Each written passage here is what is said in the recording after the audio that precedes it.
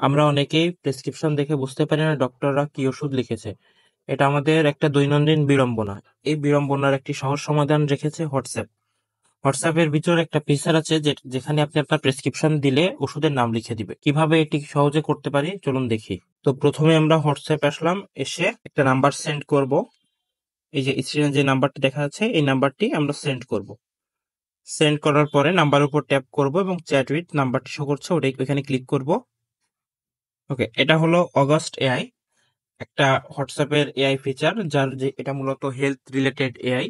এখানে আমরা বিভিন্ন মেডিকেল টিপস এবং আরো বেশ কিছু মেডিকেল সাপোর্ট পাবো। তো এখানে এসে আমি প্রথমে আমার প্রেসক্রিপশনের ছবিটি পাঠালাম। ওকে, এবার এখানে লিখে দিব কোন মেডিসিন গুলো আমার প্রেসক্রিপশনে দিয়েছে সেটা বলার জন্য। দেখুন সাথে সাথেই আমাকে মেডিসিনের নামগুলো দিয়ে দিল।